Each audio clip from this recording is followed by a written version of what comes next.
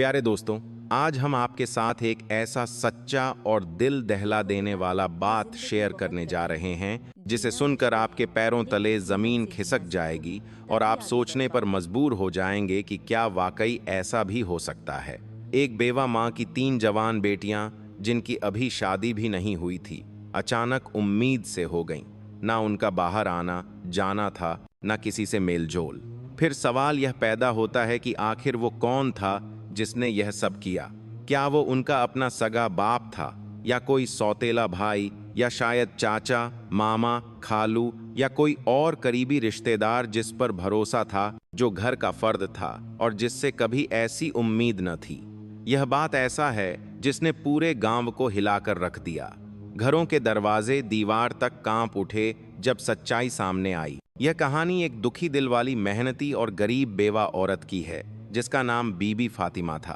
उसका शौहर कई साल पहले दुनिया से रुखसत हो चुका था। उसके पहले शौहर से एक बेटा था जो माँ के दूसरे निकाह के बाद भी उसी के साथ रहा। बाद में फातिमा ने दूसरी शादी की जिससे उसे 6 बेटियां हुईं, बेहद खूबसूरत, शर्मीली और पर्देदार। दूसरा शौहर भी ज्यादा समय न जी सका और फातिमा दोबारा बेवा हो गई, मगर उसने बेटियों की परवरिश में कोई कसर न छोड़ी।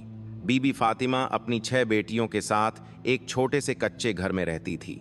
मेहनत मजदूरी करती, घरों में बर्तन मांजती, लोगों के कपड़े धोती और दिन भर की मेहनत से मिलने वाला थोड़ा सा खाना और पैसा ही उन सब का सहारा था। उसके सौतेले बेटे का नाम शाहिद था, जो बड़ी उम्र का था और शुरू से घर में ही रहा। शाहिद वही बेटा था जो पहले शौहर से था, मगर सब बेटियां उसे भाई समझती थीं। सब कुछ खामोशी से चल रहा था जब अचानक ऐसा तूफान उठा जिसने फातिमा के पैरों तले जमीन खिसका दी। एक दिन फातिमा की सबसे बड़ी बेटी की तबीयत अजीब सी होने लगी। कमजोरी और चक्कर से गरीब माँ पहले तो समझ न सकी, फिर जब हालत बिगड़ने लगी तो उसे शहर के क्लिनिक ले गई। डॉक्टर ने मुआयना करने के बाद खामोशी से कहा, आपकी बेटी उम्मीद से है। यह सुनते ही फातिमा की दुनिया रुक गई। वो हिलकर रह गई। बेटी अभी तक बिन ब्याही थी और इज्जतदार, पर्देदार। यह कैसे हो गया? किसने किया? कब किया? क्यों किया? माँ ने पहले तो सदमे में बेटी को डांटा, रुलवाया, दहाड़े मारी, मगर जब बेटी रोते हुए कहती रही, अम्मी मैंने कभी किसी को देखा भी नहीं, मुझ पर यकीन करें, तो माँ का दिल फट गया। वो जान गई कि बेटी सच बोल रही है। लेकिन अभी यह दुख कम न हुआ था कि चंद ही दिनों बाद उसकी दूसरी और फिर तीसरी बेटी भी उसी हाल में निकली। सबकी जुबान पर वही जुमला था, अम्मी हमें कुछ नहीं पता, खुदा की कसम हमें कुछ भी याद नहीं। इस सानीहे ने बीबी फातिमा को अंदर से तोड़कर रख दिया। वो दिनों तक रोई, सोचती रही, मगर कुछ समझ न आया। फिर एक दिन दिल में हिम्मत करके वो इंसाफ की उम्मीद लेकर सुल्तानाबाद के बादशाह जफर के दरबार में जा पहुंची। दरबार लगा हुआ था।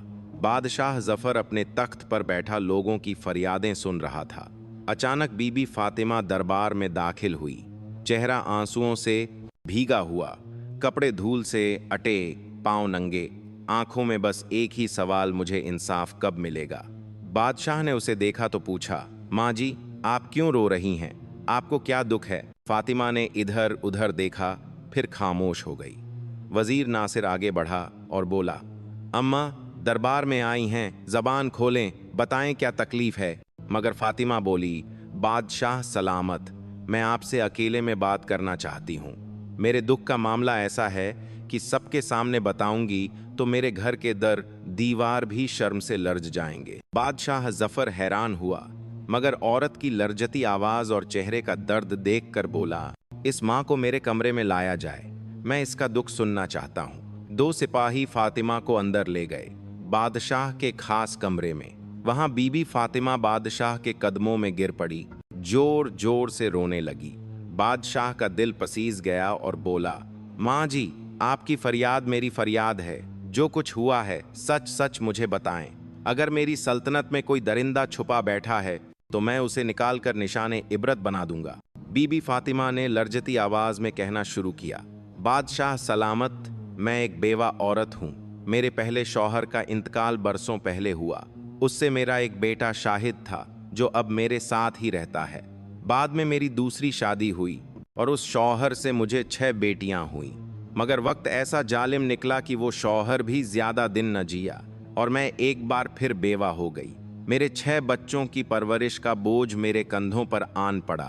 बादशाह सलामत। मैं दिन भर अमीरों के घरों में झाड़ू पोछा करती हूँ, बर्तन मांजती हूँ और जो बचा हुआ खाना या चंद सिक्के मिलते हैं उसी से अपने बच्चों का पेट पालती हूँ। मेरी बेटियां बहुत शरीफ, पर्देदार और बापर्दा हैं। कभी अकेली बाहर नहीं गईं। सिरों पर हमेशा दुपट्टा रहता है और आंखें झुकी रहती हैं। मेरी जिंदगी जैसे तय से गुजर रही थी जब एक दिन मेरी सबसे बड़ी बेटी की तबीयत खराब होने लगी। वो कमजोर रहने लगी, चक्कर आते, उल्टियां होने लगीं। मैं उसे शहर के डॉक्टर के पास ले गई। डॉक्टर ने देखने के बाद कहा, तुम्हारी बेटी उम्मीद से है। यह कहते हुए फातिमा की आवाज कांपने लगी, आंखों से आंसू बहने लगे। बादशाह सलामत। मेरे कदमों के नीचे से जमीन खिसक गई। मेरी बेटी की तो अभी शादी भी नहीं हुई थी। मैं यह कैसे मान लूं? मैं उसे घर ले आई, गुस्से में आ गई, उसे मारा, थप्पड़ मारे, पूछा किसके साथ ऐसा किया, यह बच्चा किसका है? मगर मेरी बेटी बस रोती रही और मेरे कदमों में गिर कर कहने लगी, अम्मी मुझे नहीं मालूम, खुदा की कसम मैंने कभी किसी को देखा भी नहीं, बात तक नहीं की, मैं तो कभी अकेली बाहर भी नहीं गई, मुझे नहीं पता यह सब कैसे हुआ। बादशाह सलामत। वो मेरी बेटी है। मैंने उसे पैदा किया, पाला, सिखाया। मैं उसकी आंखों में झूठ पहचान सकती हूँ और मैं जान गई कि वो सच बोल रही है। हमने खामोशी इख्तियार कर ली। उसका बच्चा पैदा हुआ और हमने उसे भी सीने से लगा लिया। लेकिन चंद महीने बाद मेरी दूसरी बेटी की तबीयत बिगड़ने लगी। उसे भी उसी डॉक्टर के पास ले गई और फिर वही खबर मिली, आपकी बेटी उम्मीद से है। मेरा दिल बैठ गया, मेरे हाथ पांव ठंडे पड़ गए। यह सब कौन कर रहा है, कैसे, कब? हमारे घर पर तो कोई आता जाता नहीं। मेरी बेटियां कभी बाहर नहीं निकलती। हमारे दरवाजे पर भी कोई दस्तक नहीं देता। और बादशाह सलामत, जैसे यह काफी नहीं था, कुछ दिन बाद मेरी तीसरी बेटी की तबीयत खराब हुई और वह भी उम्मीद से निकली। मैंने सब्र किया, चुपचाप अल्लाह से फरियाद की, या अल्लाह मुझे बता दे यह सब कौन कर रहा है। लेकिन सच छुपा रहा, कोई निशान न मिला।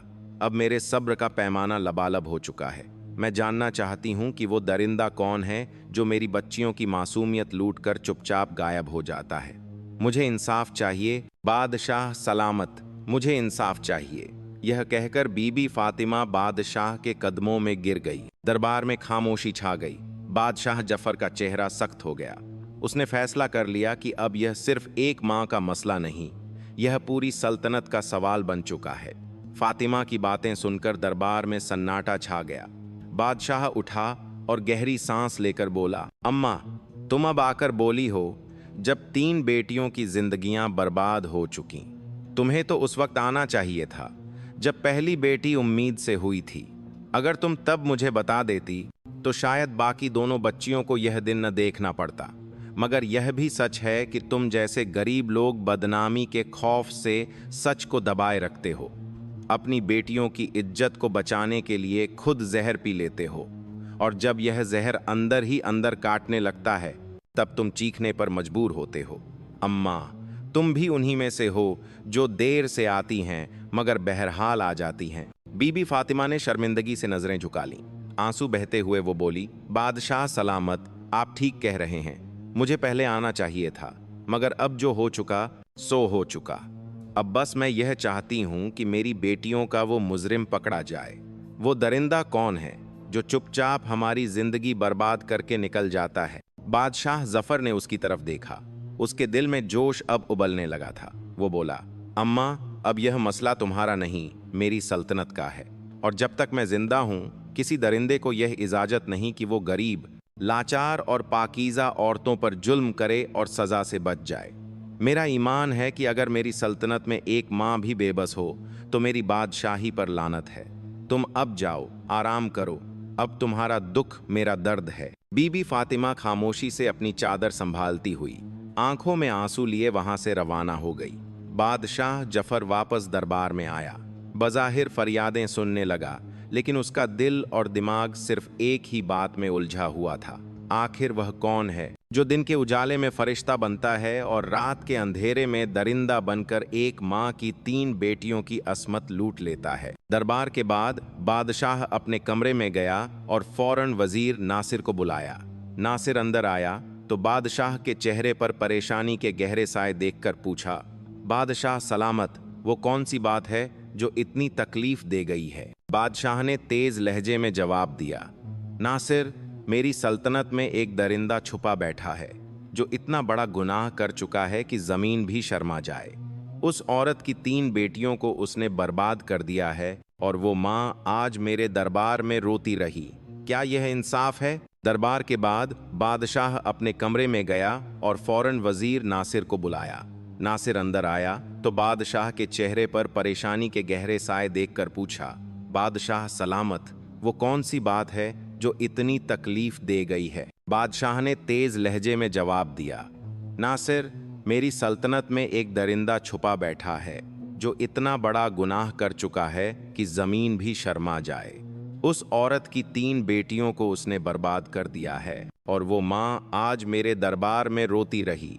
क्या यह इंसाफ है? वजीर नासिर ने भी अफसोस भरे लहजे में कहा, यह तो बहुत बड़ा जुर्म है बादशाह सलामत। अब बताइए हमें क्या करना है? बादशाह ने गौसे से जवाब दिया, मुझे मालूम करना है कि वो शख्स कौन है, कब आता है, कैसे अंदर घुसता है। वो दीमक की तरह उस घर को खा रहा है और हमें उसे बेनकाब करना होगा। नासिर थोड़ा सोचने लगा, फिर धीरे से आगे बढ़ा और बोला, बादशाह सलामत, दीवारों के भी कान होते हैं। मेरी एक तदबीर है, लेकिन मैं उसे सबके सामने नहीं बताना चाहता। बादशाह जफर ने गर्दन झुकाकर कहा, मेरे करीब आओ और जल्दी बताओ। नासिर ने आगे बढ़कर बादशाह के कान में एक हिकमत अमली बताई, एक ऐसा तरीका जो न सिर्फ चुपचाप जाल बिछाएगा बल्कि दरिंदे को उसकी हरकत करते हुए रंगे हाथों पकड़ लेगा। बादशाह ने फौरन हुक्म दिया, जाओ और फौरन अमल करो। उसी रात वजीर नासिर खामोशी से एक कुत्ता साथ लेकर बीबी फातिमा के घर पहुंचा। दरवाजा खटखटाया। फातिमा ने दरवाजा खोला तो हैरत से बोली, वजीर साहब, आप इस वक्त? नासिर ने संजीदगी से जवाब दिया, अम्मा, जो दुख आप बादशाह सलामत को सुनाकर आईं, उसके बाद वो रात भर न सो सके। हम अब वो दरिंदा तलाश करेंगे, बस हमें थोड़ा साथ देना होगा। कुत्ते को देखकर फातिमा हैरानी से बोली, वजीर साहब, यह कुत्ता क्यों लाए हैं? आप क्या करेंगे इसके साथ? नासिर ने नरम मगर संजीदा लहजे में जवाब दिया, अम्मा, मुझे बस घर के अंदर ले चलें, सब कुछ समझा दूंगा। फातिमा ने दरवाजा खोला। नासिर घर के अंदर आया और धीरे से कहने लगा, आज रात हम इसी कुत्ते की मदद से उस दरिंदे को बेनकाब करेंगे। बस तुम सबको खामोश रहना होगा, कोई आवाज नहीं निकालनी, जैसे तुम जानती भी नहीं कि कुछ हो रहा है। अगर हमारी चाल कामयाब हो गई तो हम उस जालिम को रंगे हाथों पकड़ लेंगे। नासिर ने कुत्ते को घर के सहन के बाहर उस जगह बांध दिया जहां से छत से कोई कूद सकता था। फिर उसने सबको समझाया, आज रात कोई भी चीखेगा नहीं, सिर्फ देखना है, बर्दाश्त करना है। हमने इस कुत्ते को इसीलिए रखा है कि जैसे ही वह दरिंदा घर में दाखिल होगा, कुत्ता उस पर भौंकने लगेगा और हमारे सिपाही फौरन हरकत में आ जाएंगे। नासिर ने 2 मुहाफिजों को हुक्म दिया कि वो घर के इर्द गिर्द छुपकर पहरा दें। फातिमा और तीनों मुतासिरा बेटियों को तसल्ली देकर वो वहां से वापस चला गया और सीधा महल जाकर बादशाह जफर के सामने पेश हुआ। बादशाह ने फौरन पूछा, नासिर, क्या वो जाल बिछ गया? कुत्ते को सही जगह पर बांधा? नासिर ने सर झुकाकर कहा, जी बादशाह सलामत, सब वैसा ही कर आया हूं जैसा आप चाहते थे। अब अगर वह दरिंदा आज भी आया तो वह बचकर नहीं जा सकेगा। बादशाह ने गहरी सांस ली और बोला, नासिर, मुझे नींद नहीं आ सकती जब तक उस जालिम को उसकी सजा न दे दूं। मेरे राज में मजलूम औरतें रोएं, यह मैं बर्दाश्त नहीं कर सकता। रात ढलने लगी। पूरे गांव में सन्नाटा छा चुका था। चांदनी की रोशनी में खामोशी और खौफ बिखरा हुआ था। और फिर आधी रात के करीब बीबी फातिमा के घर की छत पर एक साया नमूदार हुआ। एक शख्स दबे पांव आया, छत से नीचे कूदा और सहन में उतरा, मगर अगले ही लम्हे कुत्ता उस पर जोर जोर से भौंकने लगा। आवाज इतनी तेज थी कि न सिर्फ फातिमा और उसकी बेटियां जाग गईं, बल्कि आसपास छुपे सिपाही भी फौरन चौकन्ने हो गए। फातिमा दिल थामकर बेटियों को करीब करके बैठ गई। वो आ गया, वही दरिंदा। उसके दिल की धड़कन तेज हो गई। सिपाही दौड़कर अंदर आए। वो नकाबपोश शख्स जो अंदर आ चुका था चीख पड़ा। वो भागने लगा, लेकिन सिपाहियों ने उसे दबोच लिया। उसके हाथ मरोड़कर जमीन पर लिटाया गया। उसके चेहरे पर काला कपड़ा बौंधा हुआ था। वो अपनी शिनाख्त छुपाना चाहता था, लेकिन जब सिपाहियों ने उसका नकाब खींचा तो फातिमा और उसकी बेटियों की चीख निकल गई। आंखें फटी की फटी रह गईं, सांसें रुक गईं। यह वही था जिस पर वे कभी भरोसा करती थीं, वो सौतेला भाई शाहिद, जो घर के अंदर उनके साथ पला बढ़ा था और जिसे वे आज तक भाई समझती थीं। सुबह हुई। बादशाह जफर का दरबार लगा हुआ था। हथकड़ियों में झकड़ा वो मुजरिम सर झुकाए बादशाह के सामने घुटनों के बल बैठा था। लोगों की नजरें हैरत में थीं और बीबी फातिमा अपनी जगह साकित खड़ी थी। अब वक्त था पर्दा हटाने का, सच सामने लाने का। दरबार खाली करवाया गया। अब सिर्फ वो मुजरिम, बादशाह, वजीर नासिर, फातिमा और उसकी बेटियां मौजूद थीं। बादशाह जफर ने सख्त लहजे में कहा, तुम्हें मेरा खौफ नहीं रहा? तुम जानते हो कि मेरी सल्तनत में किसी औरत की इज्जत पर हाथ डालने वाले की सजा सिर्फ मौत है। फिर उसने सिपाहियों को हुक्म दिया, इस शख्स के चेहरे से नकाब हटाओ। मैं देखना चाहता हूं वो चेहरा जिसने एक मां की 3 बेटियों की जिंदगी बर्बाद की। नकाब हटा तो एक गहरी खामोशी छा गई। बीबी फातिमा की आंखों में हैरत, तकलीफ और गुस्से का तूफान उमड़ आया। उसने चीख कर कहा, शाहिद, तूने यह क्या किया? यह वही सौतेला बेटा था जो फातिमा के पहले शौहर से था, जो उसके साथ ही पला बढ़ा था, जिस पर उसने सौतेले बेटे की तरह कभी फर्क न रखा था और जिसे सब बेटियां भाई कहती थीं। फातिमा आगे बढ़ी, उसके मुंह पर थूक दिया, दरिंदा बेगैरत, तुझे शर्म नहीं आई? ये बच्चियां तेरे साथ पली बढ़ीं, इनके सिरों पर हाथ रखने वाला तू था। तू तो इनका भाई था, तू उनकी हिफाजत करने वाला था और तू ही कातिल निकला उनकी इज्जतों का। उसने उसके चेहरे पर जोर का थप्पड़ मारा। बेटियां सहम गईं, रोने लगीं। बादशाह जफर गुस्से से तलवार खींचता है और उसके सर के पास रखकर कहता है, अब बोल, सच सच बता, तूने ऐसा क्यों किया? अगर एक लफ्ज भी झूठ बोला तो तलवार तेरे सर को चीर देगी। शाहिद की सांसें तेज हो गईं, चेहरे पर खौफ छा गया। उसने थरथराती आवाज में कहना शुरू किया, बादशाह सलामत, मैं बीबी फातिमा का सौतेला बेटा हूं। यह सब बेटियां मेरी सौतेली बहनें हैं। मेरे वालिद का इंतकाल बहुत पहले हो चुका था। फातिमा ने मुझे भी अपनी बेटियों के साथ पाला, लेकिन अंदर से मेरे दिल में नफरत और हसद बढ़ता रहा। जब बेटियां जवान होने लगीं तो उनकी खूबसूरती देखकर मेरा दिल बदलने लगा। मेरी नीयत खराब होने लगी, लेकिन मैं जानता था कि यह मुझे कभी नहीं अपनाएंगी। मैंने फातिमा से कहा कि बड़ी बेटी की शादी कर दो, मगर उसने मेरी बात को संजीदगी से नहीं लिया। मुझे लगा कि यह सब बेटियां एक दिन शादी करके चली जाएंगी और मेरे अंदर एक शैतान ने जन्म लिया। मेरी हवस ने मुझे अंधा कर दिया। मैंने सोचा कि अगर मैं चाहूं तो रात के अंधेरे में इन पर हाथ डाल सकता हूं और कोई मुझे पकड़ नहीं सकेगा। बस यही सोचकर मैंने मंसूबा बनाया। मैं एक हकीम के पास गया और उससे कहा, मुझे ऐसी जड़ी बूटियां दो जो सूंघने से इंसान फौरन बेहोश हो जाए। शाहिद ने इकरार करते हुए सर झुकाया और कहा, मैं वो जड़ी बूटियां हकीम से लेता जो सूंघने से इंसान 4-5 घंटे के लिए बेहोश हो जाता। रात के अंधेरे में मैं छत से नीचे उतरता, फातिमा और उसकी बेटियों को वो बूटियां सूंघा देता और सब बेहोश हो जाती। फिर मैं जिस बहन के साथ अपनी हवस पूरी करना चाहता उस पर जुल्म करता, उसे उसी तरह दोबारा कपड़े पहना देता ताकि उसे सुबह होश आए तो किसी चीज का इल्म न हो।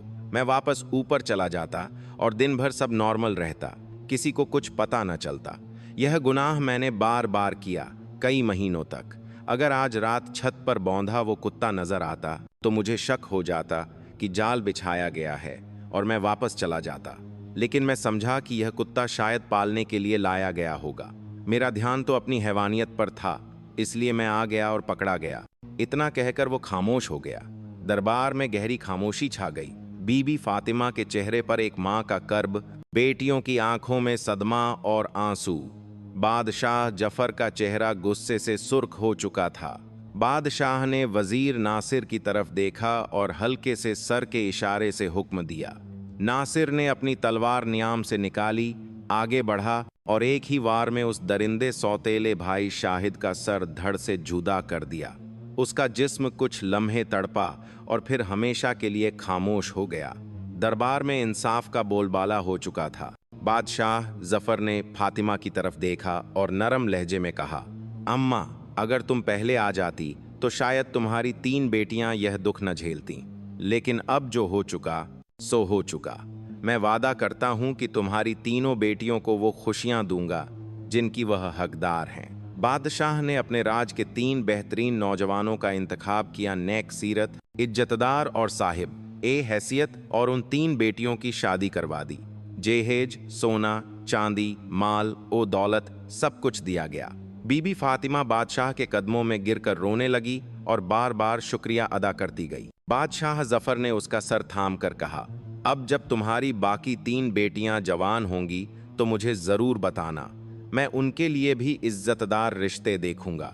मेरी सल्तनत में कोई बेटी अकेली नहीं, हर मजलूम माँ मेरी माँ है और हर बेटी मेरी बेटी। और यूं एक इंसाफ पसंद बादशाह ने एक मजलूम माँ को उसका हक दिलाया और एक दरिंदे को उसके गुनाह की बदतरीन सजा दी। अगर आप पर जुल्म हो रहा है तो खामोशी, बदनामी का खौफ या समाज की परवाह मत कीजिए। जुल्म के खिलाफ बोलिए, हक के लिए खड़े हो जाइए, क्योंकि अगर आप चुप रहे तो यह दुनिया आपका सब कुछ निगल जाएगी। जो शख्स किसी मजलूम की मदद करता है, अल्लाह ताला उसकी मदद करता है। हदीस ए मुस्लिम, तुम में से बेहतरीन वो है जो अपने खानदान के लिए बेहतरीन हो, और मैं तुम में से अपने खानदान के लिए सबसे बेहतर हूँ। हदीस ए तिर्मिजी। ए अल्लाह, मेरी इस कहानी को नेक असरात देने वाली बना और इसके जरिए हर सुनने वाले को हिदायत नसीब कर। अगर आपको हमारी यह कहानी पसंद आई हो तो बराए मेहरबानी लाइक करें, अपने दोस्तों के साथ शेयर करें और सब्सक्राइब करना न भूलें, ताकि आपको इस तरह की मज़ेदार और दिलचस्प कहानियाँ मिलती रहें।